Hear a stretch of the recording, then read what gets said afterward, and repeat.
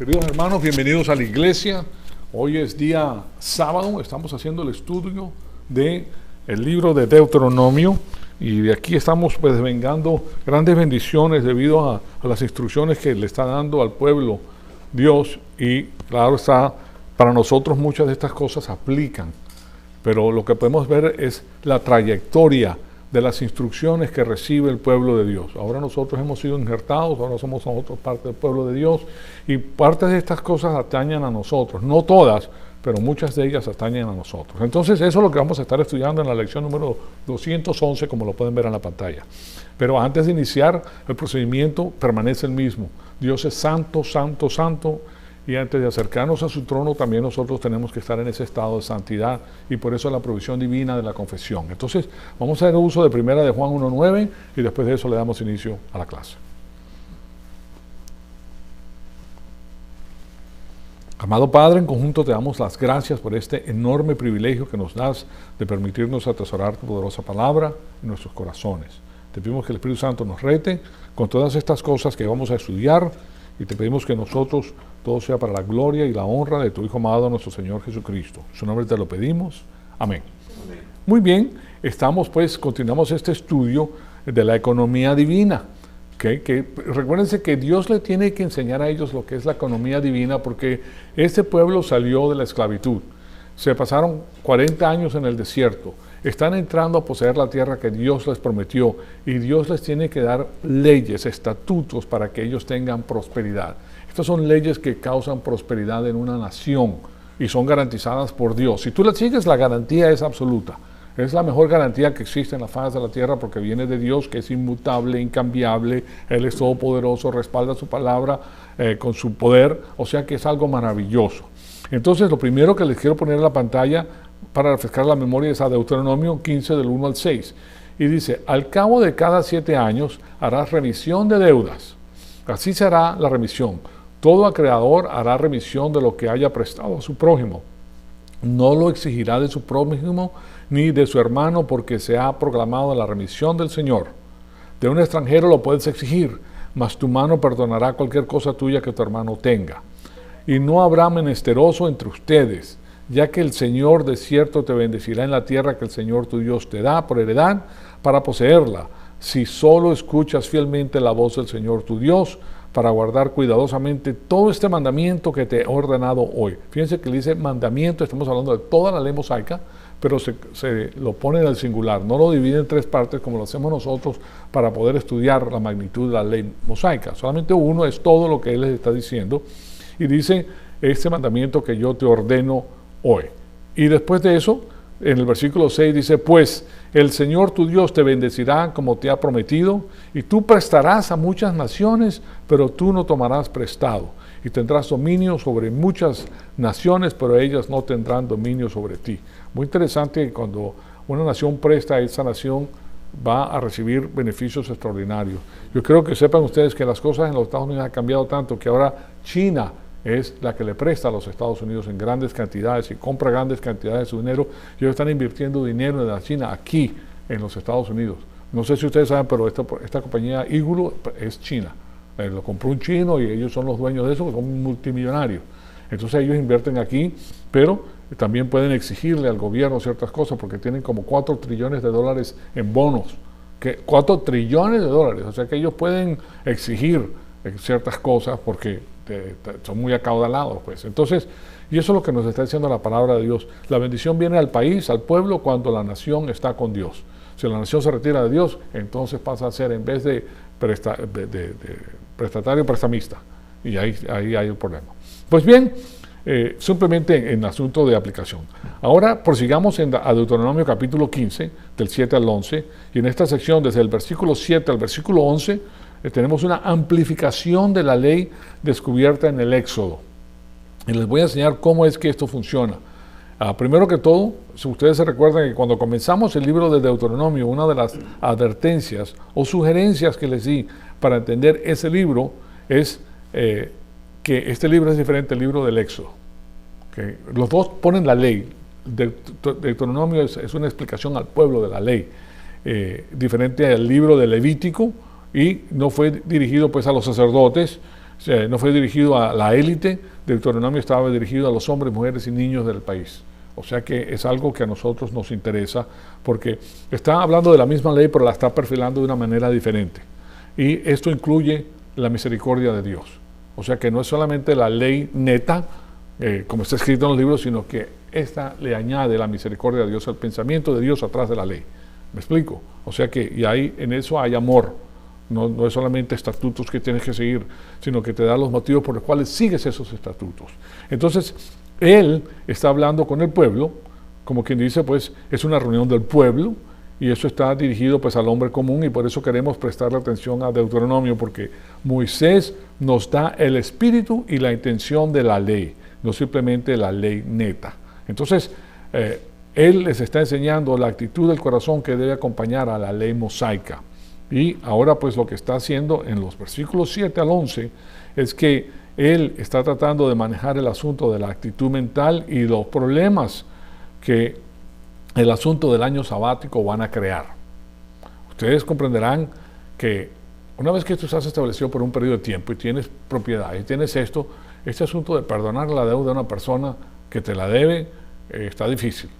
Pues le causa problemas en la cabeza. Bueno, si yo he trabajado tan fuertemente para ganarme esto, lo presto para ganar un poquito de dinero y ahora lo voy a tener que perder así nomás. Entonces, Moisés estuvo con este pueblo pues por 40 años en el desierto y él sabía muy bien lo que había sucedido. Pues, o sea que les dice, yo sé que ustedes tienen una gran oferta aquí, esto que yo les estoy ofreciendo en estos momentos, que en el 7º año van a ir a las personas pobres a quienes ustedes les han prestado dinero y lo van a perder ese dinero en el 7º año porque esa es la ley.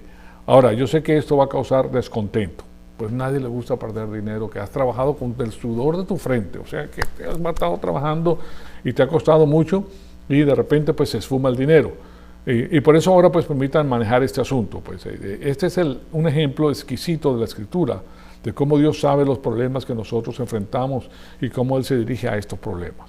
O sea que Él nos da las herramientas para que nosotros podamos arreglar las cosas por lo que procesamos en nuestra mente. O sea que fíjense qué interesante es esto. Lo que Él les está enseñando es la actitud mental que nosotros debemos tener cuando nosotros prestamos dinero. Que es muy interesante. Y es algo que nosotros tenemos que tener en mente. Esta es la diferencia entre el hombre maduro y el hombre que no es maduro, que en el Señor. El hombre maduro puede enfrentarse con un problema igual que la persona que no tiene conocimiento de Dios. Para la persona que no tiene conocimiento de Dios se le vino arriba una montaña, que es un problema gravísimo. Pero para el hombre de Dios con la palabra de Dios la perfila de una manera diferente. Y ese es el descanso. Nosotros tenemos que ver las cosas desde el punto de vista divino. Desde el punto de vista humano pasa a ser una prueba extraordinaria. Y del punto divino también, porque está probando tu corazón. A ver en quién confías tú. ¿Supo Dios lo que te iba a pasar o no lo supo? Lo supo. Lo tenía pasado, lo supo. Entonces ahora Él está utilizando eso para pasarte, para aprobarte a ti posteriormente. Entonces Él nos da las herramientas para que nosotros podamos arreglar las cosas con lo que procesamos o con lo pensamos en nuestra mente. Lo que debemos recordar entonces es que cuando nosotros hablamos acerca de los pobres, porque en el versículo 7 dice, aquí dice, fíjense ustedes, si hay un menesteroso contigo, uno de tus hermanos en cualquiera de las ciudades en la tierra que el Señor tu Dios te da, no endurecerás tu corazón ni cerrarás tu mano a tu hermano pobre. ¿Okay? Muy interesante. Bueno, estas instrucciones son para el pueblo de Israel, pero yo estoy seguro que a todos ustedes, a mí me ha pasado, yo sé que a ustedes también les ha pasado que tú prestas dinero y no te lo devuelven. ¿Okay? Y es más, a mí me han pedido prestado dinero y fue una fuerte cantidad de dinero, pero yo dije, bueno, mi Señor, tú me lo diste, tú te encargarás de esto, se acabó, no voy a pensar más en el asunto. Y no, desde ahí en adelante no volví a pensar en el asunto. Y claro está, el Señor a mí me ha bendecido, imagínense todo lo que me ha bendecido. Ustedes saben bien todo cómo me ha bendecido el Señor a mí. O sea que el asunto es ponerlo en las manos del Señor. Y todo esto que les digo es importante porque es la actitud mental que tú tienes en tu corazón. Dios se encarga. ¿Okay? La palabra dice, si tú le prestas a pobre, le has prestado a Dios. Él te lo pagará. Entonces, ¿quién prefiere que te lo pague? ¿El hombre o Dios? Entonces si tú lo ves de esa manera, tienes una cosa completamente diferente en tu corazón. ¿Okay? Es Dios el que te lo va a pagar y con eso puedes estar tranquilo porque si Dios te paga, Dios es el dueño de todo. O sea que es algo muy interesante. Pero en todo caso, pues, hay algo muy interesante. Esto define lo que estamos hablando. Esto se trata, en este caso, de un judío, es un israelita, puede ser un hombre o una mujer, pero en todo caso es un israelita pobre. Y cuando nosotros pensamos acerca de los pobres el día de hoy, de nuevo, debido a que nosotros mismos vivimos en esta cultura en la cual pensamos que esto es un nivel de pobreza, porque así es definido por el gobierno. Yo les comenté, pues, se recuerdan de la campana que les puse y cómo sube y cómo baja, ellos definen la pobreza. Pero aquí la pobreza comparada con la pobreza en China es una cosa completamente diferente, como comprenderán. Pero claro está, es de esa manera se define aquí, y aquí vivimos. Y en la curva de la campana, como les presenté la vez pasada, hay personas que ganan mucho dinero y hay otros que ganan solamente un salario mínimo, y en el medio tenemos la clase media y con la clase media pues baja y con la clase media alta. Hay muy pocas personas con mucho dinero y eso es lo que hace un programa de pobreza para identificar lo que ellos consideran como pobres. Son pobres relativos a los de la clase media. ¿Okay? Entonces, pero aquí ustedes pueden ver que la pobreza, con pobreza y todo, nosotros podemos tener trabajos manuales, trabajos en que ganamos poco dinero, pero tenemos apartamento, ¿verdad?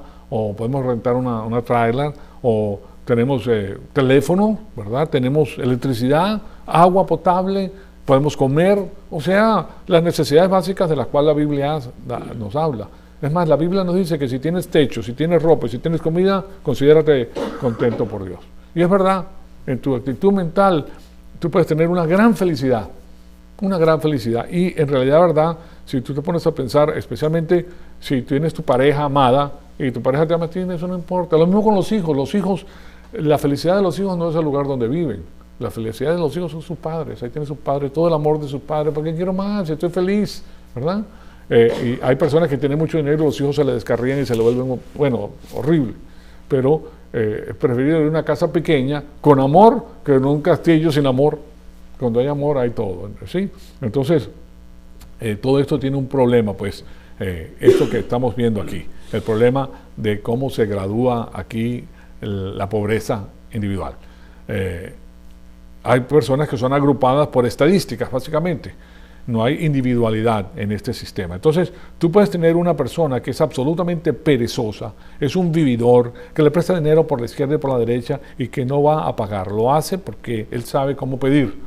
Es un menesteroso mendigo que va pidiendo dinero porque él sabe que le van a prestar y que no tiene que regresar.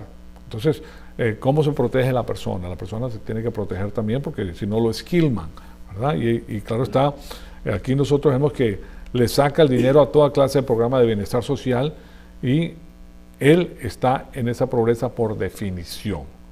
Ahora, por el otro lado, puede haber alguien que simplemente perdió su trabajo, que se ha gastado sus ahorros, que no puede encontrar un trabajo que le conviene a él y también ahora está en problemas. Pues, ahora, ¿cómo puedes decir que la persona A es igual a la persona B? Que son el mismo tipo de persona. No lo son. Una persona es un zángano, sinvergüenza que no quiere trabajar y el otro es una persona trabajadora. Entonces, se dan cuenta el problema de la estadística, porque los dos, son puestos en el mismo nivel. O sea, que la estadística matemática no describe la situación de las personas. Ahí no hay un recuento individual y de ese asunto porque, claro está, todo eso es invisible. Simplemente es cortado matemáticamente, de manera que llega a estar bajo el nivel de la pobreza la persona, pero eso es lo que tenemos y con lo cual tenemos que contender el día de hoy. Pues bien, esa no es la manera en la cual los representa la palabra de Dios. Y ese es el motivo por el cual yo quería enfatizarles que cuando ustedes llegan a la Biblia no lean como un sistema de bienestar social moderno el asunto, porque no lo es. Esto era completamente diferente. Antes del siglo XX, por ejemplo, la pobreza era definida de una manera absoluta. Estaba basada, pues, en el hecho de que alguien no podía mantenerse a sí mismo y que su vida estaba en peligro porque no podía comer. Estaba muriéndose de hambre, en otras palabras. Entonces, una persona de esta clase tú la vas a ayudar. Y aquí además tenemos estos verbos griegos de los cuales les hablé. Uno es penes. Ustedes han oído para que la persona no pene. Bueno, pene es una persona que está pasando penuria. Ustedes han oído de esa palabra también. Y tocos, con la palabra ptochos, S, o tocosis, que es el nombre común que significa pobre y que se encuentra en Romanos 15, 26. Aquí tienen ustedes uno de estas personas. En Romanos 15, 26 nos dice, pues Macedonia y Acaya han tenido bien hacer una colecta para los pobres de entre los santos que están en Jerusalén. La palabra que utiliza ahí es tocos. Está haciendo una colecta para los pobres. Genuinamente estaban necesitados en la iglesia. En Jerusalén estaban algunos cristianos que vivían en la ciudad que eran pobres, básicamente. Y eso significa que esos pobres no tenían nada y aparentemente ellos estaban enfermos, pues, o estaban debilitados, eran personas mayores que no podían trabajar, no tenían sus hijos o algo, porque recuérdense que en Israel una de las cosas que la palabra promulga es cuidar a sus padres. Tú cuidas a tus padres, esos son tu tesoro y es más, es un regalo de Dios poder cuidar de tu padre. Y si tú lo ves de esa manera, porque así lo dice Dios, entonces tú tienes en tu mano una bendición extraordinaria de la mano de Dios, porque a ti Dios te ha dado el privilegio de cuidar de tus padres cuando llegan a una edad avanzada. Y eso es maravilloso. Entonces, mientras que la persona, esta persona Penes, es una persona que no es destituida, como el Tocos, que era muy pobre. Si ustedes ven cuidadosamente ese pasaje de 2 de Corintios, capítulo 9, ahí está hablando acerca de ofrendar. Yo se los he puesto eso es la que nosotros utilizamos cada domingo, el 2 de Corintios 9, 6. Entonces, ahí está hablando acerca de ofrendar, y es claro que en el contexto le da al pobre, y posteriormente Pablo describe el asunto de que Dios le da al pobre, y dice que Él le da la semilla al que siembra. En otras palabras, la idea es que Dios provee los medios para que esa persona pueda laborar. La que quiera laborar, claro está. Simplemente que todavía no tienen un trabajo, que no tienen las herramientas para hacerlo, y Dios pues le suple las herramientas. O sea que ese tipo de persona no es la misma que la persona indigente. La persona indigente es que esa persona no puede hacerlo. Va a seguir siendo pobre, va a seguir necesitando ayuda, pero con la ayuda de 2, 3, 4 personas pues la hace. No que va a vivir como rey ni nada de eso, pero va a tener con qué comer, va a tener lo necesario para poder vivir. En la vida moderna, en la otra mano, pues, tu carácter es invisible. No se puede ver, tu carácter está basado en las estadísticas. Y claro, simplemente es una clasificación arbitraria. Y después tenemos a 2 de Tesalonicenses 3, que nos enseña que al manejar la pobreza, la iglesia primitiva tenía ciertos filtros para que el dinero no fuera malgastado en personas que no querían trabajar. Y eso es muy importante, pues, porque simplemente eran muy flojas para hacerlo y ellos no se ayudaban a sí mismos. Yo de eso les comenté la semana pasada, ese asunto de los pobres en el versículo 7. Eso es lo que está hablando aquí en Deuteronomio 7. Y bueno, ahora sí, pues vamos aquí y les enseño. Si hay algún menesteroso contigo, uno de tus hermanos en cualquiera de tus ciudades en la tierra que el Señor tu Dios te da, no endurecerás tu corazón ni cerrarás tu mano a tu hermano pobre. O sea, no le voy a prestar. Él está diciendo, no hagas eso, ¿okay? Porque es el Señor el que te ha dado todo lo que tú tienes y ahora tú tienes la oportunidad de reflejar el amor de Dios dándole a las personas necesitadas. Ahora, si tú lo estás haciendo con un hermano cristiano, si le das dinero, ¿qué estás haciendo? Estás ofrendándole a la iglesia, porque eso es que ese hermano es la iglesia. Cada uno de nosotros es la iglesia individualmente. ¿Te das cuenta? O sea que estás ayudando a una persona. Ahora, junto con eso nosotros tratamos lo máximo posible de presentarles el Evangelio. No quiere decir que ellos van a aceptar el Evangelio como tal, ¿okay? Pero de todas maneras sembraste la semilla. Uno no sabe cuándo germina la semilla, no lo sabe. Se recuerdan pues precisamente de la conmemoración que hicimos con nuestro hermano Melo, que él recibe el Evangelio de su esposa en Cuba. Años recalcitrantes, no sé cuántos años transcurrieron, pero finalmente lo oyó, y ahora sí, germinó la semilla. Hay semillas que se demoran tiempo en germinar. Uno plantó, el otro regó, pero Dios es el que da el crecimiento. ¿Se dan cuenta? Entonces, no podemos descartar a una persona simplemente porque nos dice no inmediatamente. A lo contrario, nosotros con paciencia, que hay personas que se demoran más que otras, básicamente. Y claro, mientras estén vivas y Dios los tenga vivos, tienen la oportunidad de creer y ser salvos, tener la salvación de sus almas a través de la fe en el Señor Jesucristo. Entonces, aquí en el contraste que estamos haciendo entre lo que se daba en Israel y el gobierno de hoy, el día de hoy, pues ustedes pueden ver que si eso fuera un programa del gobierno, él no estuviera hablando del asunto del corazón. ¿Por qué? Porque el gobierno no tiene que ver nada con el corazón. El gobierno simplemente legisla leyes y pone personas a hacerlas funcionar y es todo. ¿De acuerdo? Estos son los parámetros que nosotros buscamos y si cumple con estos parámetros, ahí va el dinero. Pero aquí está hablando del corazón, o sea que no era un programa gubernamental. A eso vamos, porque hay muchas personas socialistas que dicen, no, la Biblia es socialista y el movimiento social y el movimiento, o sea, eso está en casi 90% de las iglesias el día de hoy, señores y señores, el evangelio social. Eso no es lo que dice la palabra de Dios. Entonces, eso es caridad, lo que estaba haciendo el Señor. Caridad sale del corazón y sale del hecho de que tú amas a Dios y tú ves a tu hermano a través de los ojos de Dios. Y claro está, entonces tú vas a tomar partes en el asunto.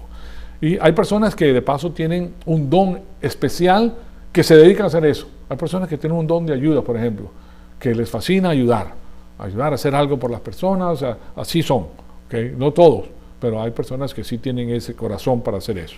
Entonces, lo que yo les trato de enfatizar más de todo es que esto no es un sistema socialista donde las riquezas son confiscadas por la fuerza y los tales llamados burgueses por la clase social formada por las personas acomodadas que logran tener propiedades y capital y redistribuido a los pobres o los tales llamados pobres, según lo que ellos dicen que son pobres. Eso no es caridad, eso es la fuerza compulsiva de la ley. Ahora, el movimiento social hace lo que le da la gana. Una vez que ellos ponen y dirigen, como por ejemplo lo que han hecho en la China, ya quitaron la política de un solo bebé, ¿verdad?, por familia. Adivinen cuántos fetos mataron los chinos a la fuerza. Mujeres que no querían, las arrastraban como animales, como perros, las amarraban. Ustedes saben que a veces en los lugares lejanos pues no tenían ruedas. Dos palos, una butaca con nylon y las arrastraban. Las brigadas del gobierno para que las personas no tuvieran más. Y mujeres que tenían estado ya de 8 meses, 9 meses, las abortaban y los fetos les echaban agua. Adivinen cuántas personas mataron en esto. 388 millones de personas en la China. ¿Okay? O sea, y por la fuerza de esas mujeres lloraban y se desesperaban y no podían hacer nada. No podían hacer nada. ¿Okay? ¿Por qué? Esa es la ley. Esos son los decretos de la ley y tenemos que cumplir por la ley. O sea que el pueblo se estaba yendo en contra de sí mismo. ¿Okay? ¿Por qué? Porque la tiranía lo dicta. No más de un hijo. Y ahora ya la quitaron porque se dan cuenta de que sí necesitan más personas. Ahora sí puedes tener todos los hijos que quieras. Pero antes, no. Hay una película muy interesante acerca de eso que ustedes deben de ver porque tiene fotografías y todo. Cómo descartaban a los bebés. Este señor pasó y ve en los tiraderos de basura bolsas que decía basura médica. Y hablaba los fetos de 8 años, 9 meses, formados con dedos y todo, muy lindísimos, bebés bonitos, descartados, muertos. O sea, increíble. Y aquí ahora en los Estados Unidos se está tratando de implementar un sistema similar, que si la mujer quiere abortar, pero estas personas que abortaban allá no era porque ellas querían su bebé, ¿okay? Pero de todas maneras lo forzaban a que tuvieran ese momento y después las esterilizaban. O sea que no más oportunidad de tener hijos. O sea, terrible, terrible. Eso es la China, lo que pasa es que la gente no sabe lo que ocurre y es el sistema totalitario. En el sistema totalitario tú tienes que hacer lo que te digan, punto. Entonces, como pueden ver, esto sí es caridad, lo que vemos en Deuteronomio 15:7. Es un asunto del corazón y siempre le está diciendo el Señor al pueblo, amarás al Señor tu Dios con todo tu corazón, con toda tu alma y con toda tu fuerza. Y eso es lo que nosotros hacemos porque esas instrucciones son para nosotros también. ¿Cómo vas a amar al Señor de esa manera? Con todo tu corazón, con toda tu alma y con toda tu fuerza, conociéndolo. Si lo conoces, tú vas a decir, mi Señor, tú eres el que mandas aquí, yo simplemente voy a hacer lo que tú me digas. Y nada más. Entonces sí lo vas a amar y te vas a poner a su disposición y comienzan las cosas a verse muy lindas, porque ahora sí tienes la información correcta. Con información correcta muchas cosas buenas ocurren, quiero que lo sepas, si la implementas. Entonces, lo que Moisés dice es que no endurezcan su corazón ni cierren su mano a su hermano pobre. Y después en el versículo 8 dice, y se lo pongo aquí en la pantalla, sino que le abrirás liberalmente tu mano y con generosidad le prestarás lo que le haga falta para cubrir sus necesidades. ¿Okay? Muy interesante. A mí una persona me enseñó, no voy a decir su nombre, pero me enseñó que cuando una persona te pide dinero prestado, pues no lo niegues. No lo niegues, pero ofrécele el 50% de lo que te pidió, para no mandarlo con las manos vacías. o el 25%. Si te pido 1,000, caramba, no tengo 1,000, pero te sirve 500, ¿qué te va a contestar? ¿Ah? Claro que me sirven los 500, echa para acá. No los mandaste vacío, de todas maneras. Es una manera interesante de ver las cosas, pero eso no es lo que dice la palabra de Dios, especialmente cuando hablas de tus hermanos. Aquí dice, sino que abrirás liberalmente tu mano y con generosidad le prestarás lo que le haga falta para cubrir sus necesidades. O sea que la actitud mental es diferente. Entonces, ahora esto no está hablando acerca de comprarle un Cadillac, ni mucho menos, ¿verdad? Eso no está hablando acerca de las cosas que él necesita para llegar a ser productivo, para que pueda vivir, para que no se muera de hambre, para que tenga su segunda oportunidad en su vida. Hay personas que pasan por problemas gravísimos y terminan pues en este problema. Y en Deuteronomio 15:8, pues en el hebreo hay un verbo seguido por un infinitivo. Eso es muy interesante lo que les voy a venir, porque vamos a ir a la gramática del hebreo. ¿Y por qué es interesante esa construcción exegética, gramatical? En la exégesis tenemos un verbo seguido por un infinitivo, y en el hebreo cuando quieres intensificar el modo de un verbo simplemente le agregas un infinitivo después del verbo. Pero ustedes saben que, por ejemplo, si tú ves las palabras en el diccionario, las vas a ver descritas en el infinitivo. Por ejemplo, el verbo comprar, vender, caminar, generalmente termina con E-R-A-R. Ese es el infinitivo, porque no te van a poner todas las maneras en que se puede, yo camino, tú caminas, él camina, nosotros caminamos, otros caminan y ellos caminan, ¿verdad? Porque serían muchas palabras. O sea que el verbo se pone en el infinitivo. O sea, esa es la manera en que está representado en el diccionario. Y hay verbos que son irregulares, y esos verbos irregulares pues son conjugados con diferentes palabras, básicamente, son completamente diferentes. Entonces, aquí lo que les estoy diciendo es que cuando ellos ponen esta palabra, un verbo seguido por un infinitivo, es que estás agregándole pues intensidad a lo que estás diciendo. Y eso se le llama el infinitivo absoluto. Y eso es lo que hace la gramática. Pues lo que hace esa sintaxis es amplificar el poder del modo del verbo. Ahora les quiero decir, con el modo del verbo, yo no estoy hablando del tiempo, no estoy hablando de pasado, presente, futuro. Estamos hablando acerca del modo. ¿Okay? Hay un modo indicativo en el verbo, y eso significa que yo declaro algo que es verdadero o falso. Ese es el modo indicativo, indica algo, si es verdadero o si es falso. Y después tenemos el modo objetivo, y ni siquiera yo quisiera que fuera así, de esa manera. Hay un modo contingente, y si esto pasa, entonces esto pasa, está en contingencia. Y también ahora en este versículo 8 tenemos la construcción del infinitivo absoluto, y eso lo traducimos de una forma funcional, o sea que no literalmente, porque no es literal, es fuerte, y eso es lo que la palabra dice: no endurecerán su corazón ni cierren su mano, ni cerrarán su mano. No lo hagan, está hablando, es más, es un imperativo. No hagan eso, les dice el Señor al pueblo de Israel. ¿Okay? Con el infinitivo absoluto le dice de una forma fuerte, o sea, que definitivamente que no cerrarás tu mano con el pobre. No lo hagas, porque el recordatorio es que yo soy el Señor tu Dios que te saqué de la tierra de Egipto, y yo te he dado toda esta heredad. Yo te lo he dado a ti. ¿Tú te la merecías? ¿Tú te la ganaste? Para nada. Tú no te ganaste nada. ¿Tú te ganaste la respiración? No. ¿Verdad? ¿Tú te ganaste que la sangre circule por tus venas? No. Tú no te has ganado nada. O sea, yo te lo doy porque soy el Señor tu Dios. Entonces yo quiero que tú actúes de esta manera. Entonces, Moisés está diciéndoles esto de una forma fuerte con estos versículos. Yo no quiero que hagan esto. Y no simplemente se los está diciendo que no cierres tu mano. Él les está diciendo, básicamente, asegúrense de que no cierren sus manos. O sea, asegúrense, no vayas a cerrar tu mano a una persona necesitada. Ahora, cada padre sabe que al intensificar el modo de un verbo al imperativo, tiene un peso adicional. ¿Okay? Tú cuando le hablas a un niño, no hagas eso. Pero cuando lo subes, es como subirle el volumen a lo que les estás diciendo, ¿verdad? Tiene un peso, eso, pues si has tenido dos hijos. Y eso es precisamente lo que está diciendo. Aquí Moisés está diciendo, no cierre sus manos para nada con el pobre. Entonces, veamos esto junto con el versículo 9. Se lo pongo aquí.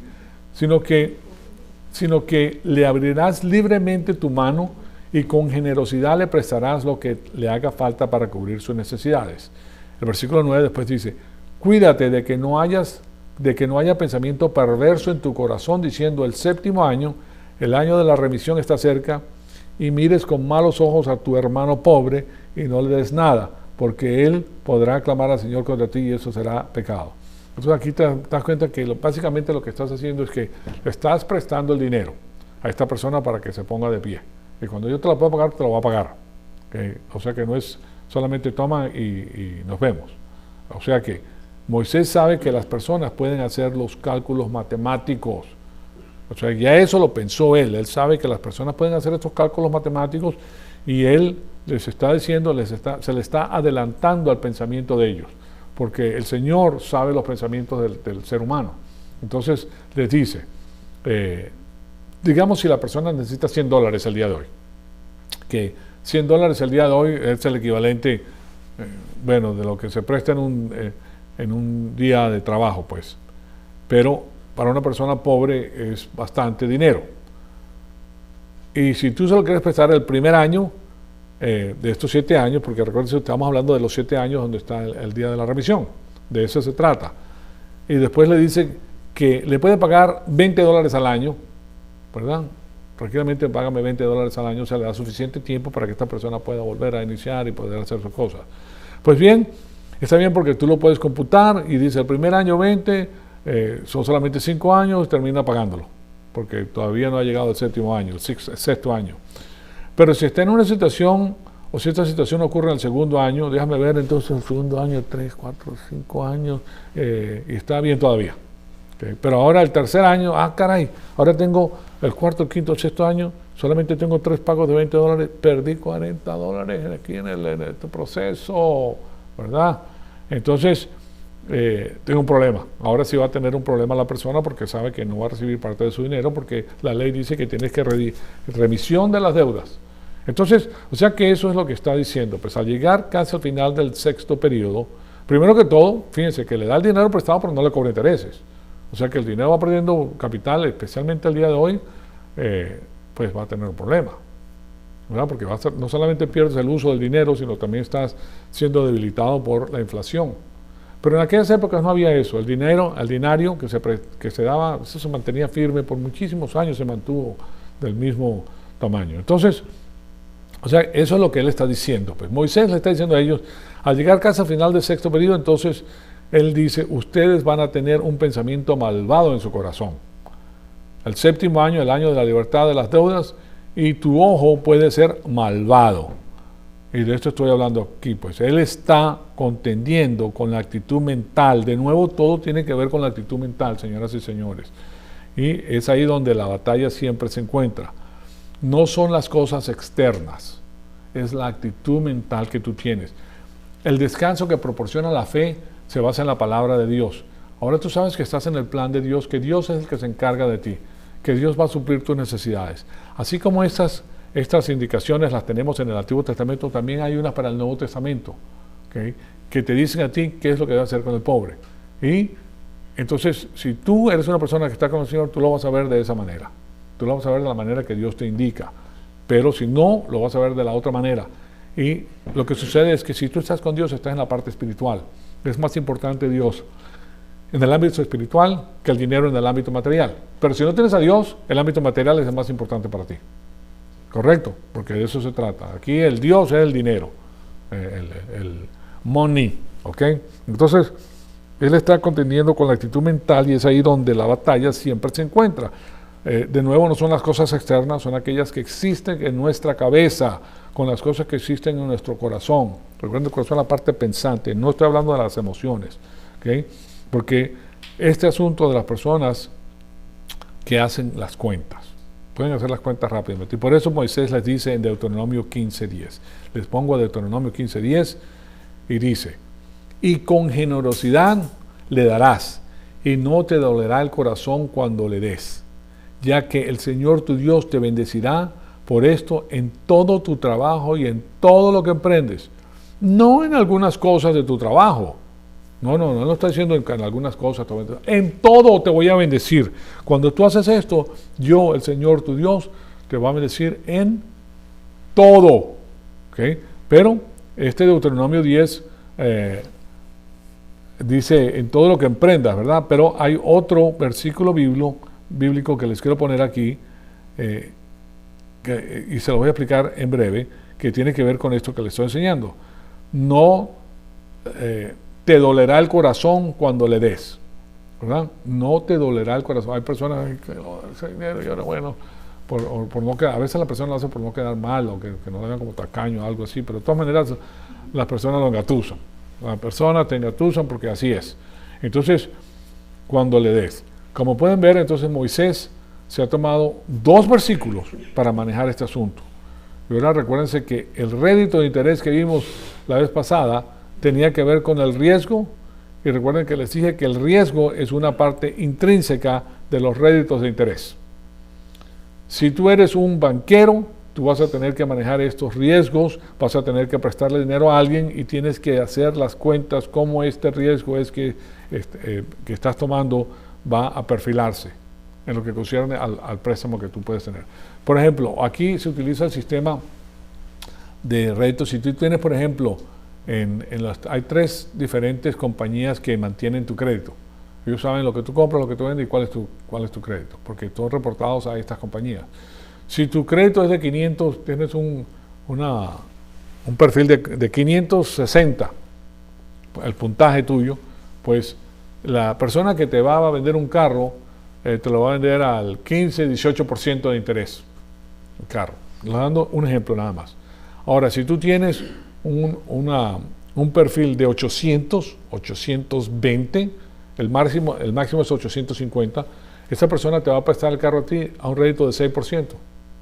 O sea que ahí hay 12 puntos menos de interés, porque es una persona que tiene un historial, que paga sus deudas en el momento que se tiene que pagar, que nunca ha dejado de pagar sus deudas, que es una persona confiable.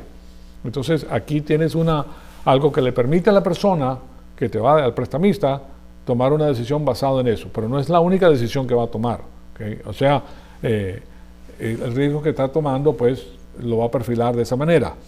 Ese es tu dinero, pues si tú eres al banco, es tu dinero, tú estás arriesgándolo a prestarle a alguien y tus intereses y los réditos de interés es tu compensación por ese riesgo. O sea que aquí hay 3 riesgos, y se los digo. Hay un riesgo de que la persona no pague. Ese es el pobre y no lo puede pagar, o sea que todo el dinero se pierde. El segundo es, también tenemos que dispensar con el uso del dinero del día de hoy. O sea que ya tú no tienes, si tú prestas, por ejemplo, $5,000, ya esos $5,000 tú no los puedes utilizar porque no los tienes. Entonces tienes la pérdida del uso del dinero. Si tú lo hubieras puesto en el banco, te hubieras ganado ponte tú el 3%.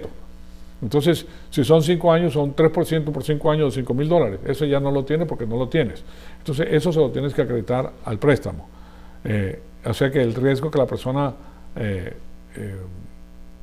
con el uso, que pierde el uso del dinero al día de hoy, eso requiere una actitud futurística, pues, de tu parte, que te deje saber que aquí, o el día de hoy, pues no te importa prestarle dinero porque no vas a comprar algo con ese dinero el día de hoy, y al postergar la compra, al utilizar el dinero en un préstamo que le vas a hacer a una persona, vas a postergar la compra de lo que tú quieres en estos momentos, pero también vas a perder el rédito de interés que te hubieras podido ganar. O sea, tienes que tener una orientación futurística para saber esto. Y finalmente tenemos una prima por la inflación. ¿Okay? El dinero va a ser basado y esa persona va a regresar después de 4 años con dólares que ahora valen menos de lo que valían cuando tú se los prestaste, y por eso vas a requerir más dólares. No vas a comprar, el valor adquisitivo de la moneda no es lo mismo. Pasan 4 años y ahora ese dólar vale 80 centavos.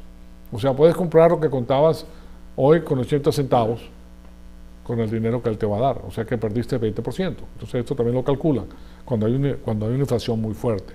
O sea que todo eso pasa a ser parte de los cálculos que se requieren para ver los réditos de interés a medida pues que la inflación sube y los intereses también van a subir.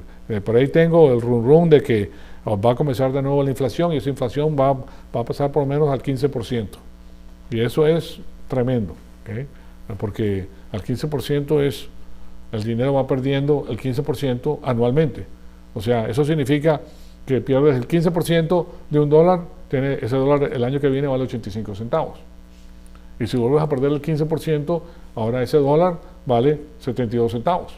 y vuelves otra vez y ese dólar ahora vale 61 centavos.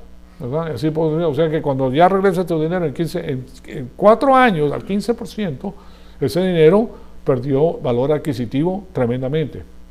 Ahora, la mayor parte de las personas no sabe eso. ¿Okay? La mayor parte de las personas no sabe, tú me das esto y yo te doy esto. Y no saben por qué se lo cobraron. Pero si tú te enteras de qué se trata, entonces vas a tener más cuidado con el asunto. Y por eso suben todas las cosas. Va subiendo la renta, va subiendo la Coca-Cola que te compra, va subiendo la gasolina, va subiendo todo. Todo va subiendo. ¿Okay? Entonces, de eso se trata. Bueno, aquí vamos a terminar esta porción. Como ustedes pueden ver, es muy interesante porque aquí él está preparando al pueblo para que el pueblo tenga el corazón dispuesto para las cosas de Dios. Recuérdense que nos estamos remontando a las épocas en que está en la Biblia donde no había inflación. Todo era muy estable. O sea, es más, no había internet, no había televisión, no había autobuses, no había carros, no había nada de eso. La gente era muy estable en el lugar donde vivía y era año tras año la misma cosa. No habían cambios como los que existen hoy en día, como dice la Biblia, que van a ocurrir posteriormente. Entonces, hay que ver esto desde el punto de vista de aquella época. ¿Okay? Amado Padre, te damos las gracias por el privilegio que nos has dado de escuchar tu poderosa palabra. Te pedimos que el Espíritu Santo nos siga retando, Señor amado, para seguir creciendo y para conocer todas estas cosas que son tan interesantes para nuestra vida espiritual y para la gloria de tu Hijo amado, nuestro Señor Jesucristo. En su nombre te lo pedimos. Amén.